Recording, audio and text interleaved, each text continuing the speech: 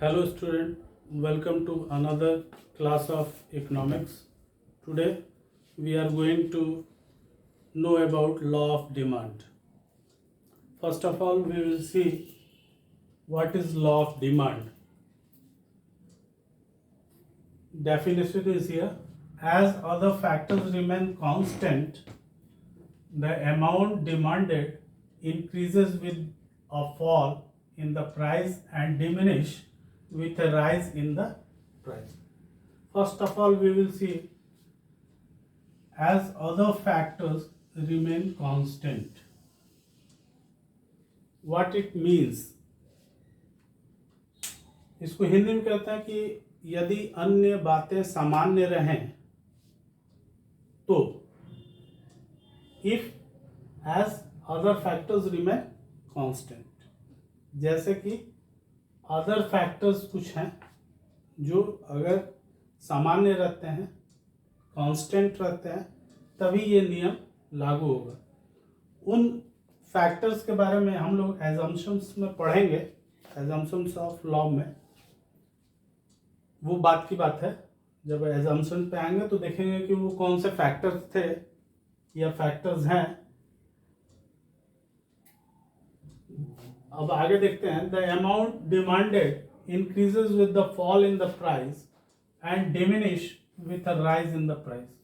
जैसे जैसे किसी वस्तु की प्राइस बढ़ती है उससे उसका क्वांटिटी डिमांड गिरता जाता है, और जैसे जैसे उसका प्राइस बढ़ता है घटता है तो क्वांटिटी डिमांड बढ़ जाती है।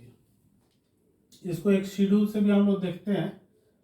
यहाँ देख रहे हैं हम लोग कि प्राइस लगातार बढ़ती जा रही है, 10 से 20, 20 से 30, 30 से 40, 40 से 50, और यहाँ क्वांटिटी हम देखते हैं शुरू में 12 रहता है, फिर 10, 8, 6 और उसके बाद 4।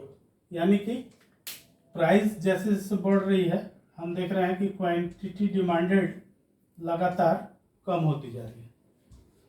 अब शेड्यूल 2 में हम लोग देखेंगे जस्ट इसका अपोजिट, कि when जब प्राइस जो है वो कम होती जाती है 50, 40, 30, 20, 10, वैसे वैसे हम देखते हैं कि डिमांड अब क्वांटिटी डिमांड लगातार बढ़ती जाती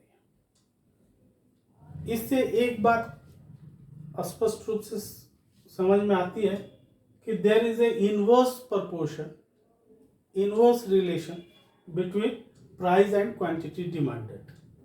यानी कि जैसे कि हम लोग बच्चों के पार्क में देखे हैं सी सॉ, एक इस तरह का होता है,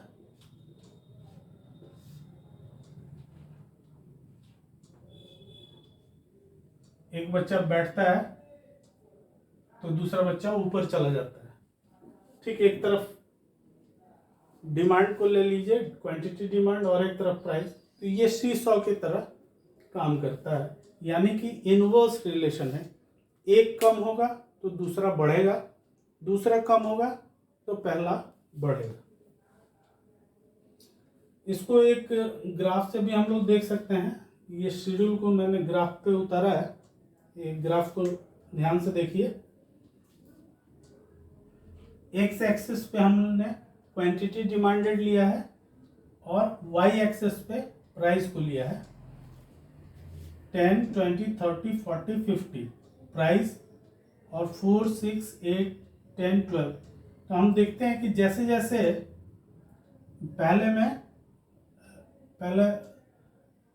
अगर प्राइस 10 था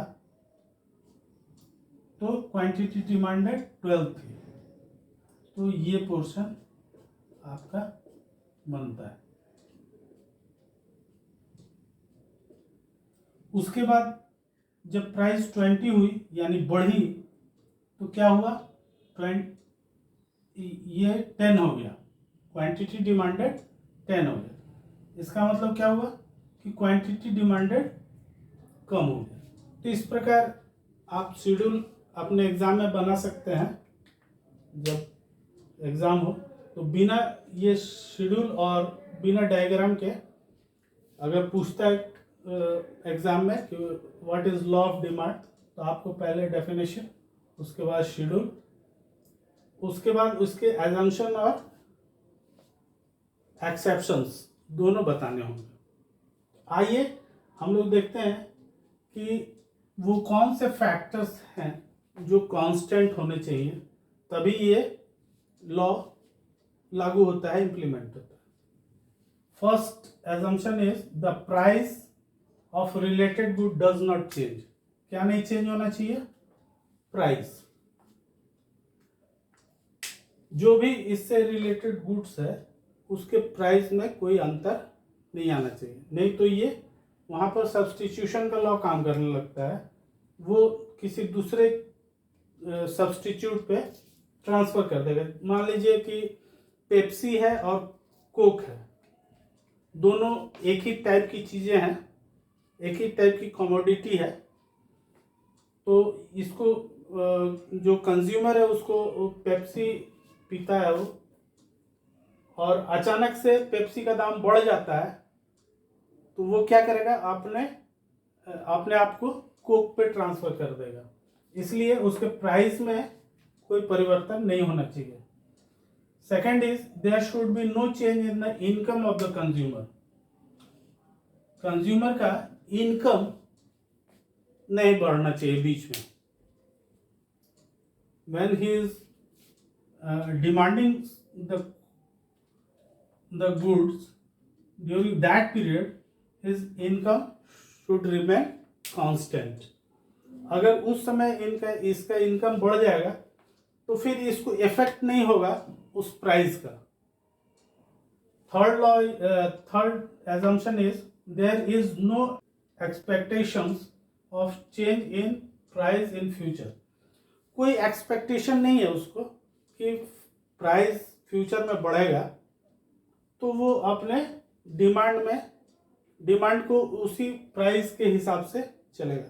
अगर उसको लगता है कि फ्यूचर में प्राइस बढ़ने वाली है, तो हो सकता है कि वो हाई प्राइस पे ही या अपने डिमांड को कुछ ज़्यादा बढ़ा दे, जैसे पैंडेमिक के समय में हुआ, कोरोना के टाइम में लोग को पता चला कि लॉकडाउन होने वाला है, लोग उठा के सामान घर में गुड्स इकट्ठा करने लगे।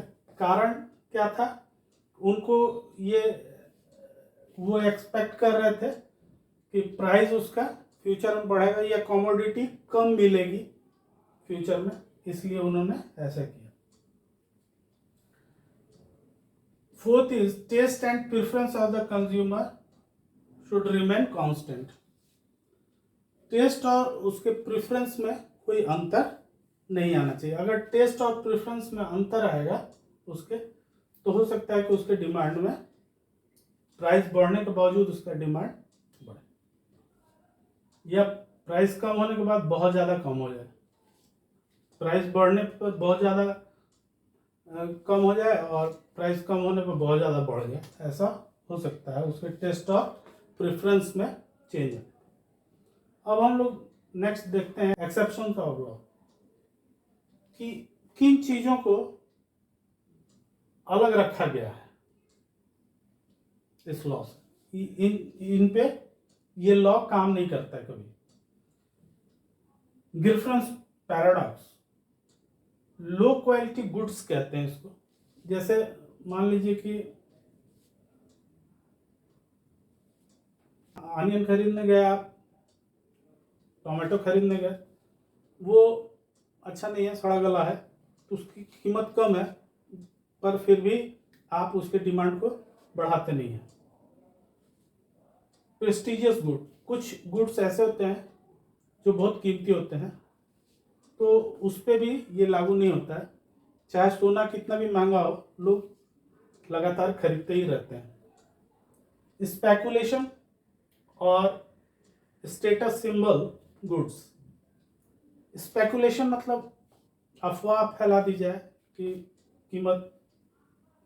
कीमत में बदलाव आ रहा है, इस तरह का अफवाह फैला दिया जाए। स्पेकुलेशन पे ये काम नहीं करेगा, और लोग लगातार दाम बढ़ने के बावजूद भी खरीदते रहेंगे उसको, है ना। या स्टेटस सिंबल है, स्टेटस सिंबल महंगी महंगी कार बहुत महंगी होती है, फिर भी लोग खरीदते रहते हैं उसको।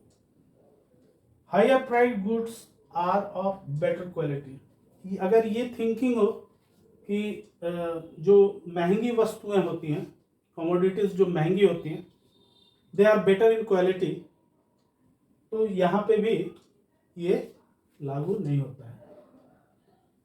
तो जब भी क्वेश्चन पूछे तो आपको पहले डेफिनेशन फिर शेड्यूल बना करके ये बताना होगा, उसके बाद ग्राफ से समझाना होगा, फिर एजम्पशन और ये अपवाद भी लिखने होंगे उसके।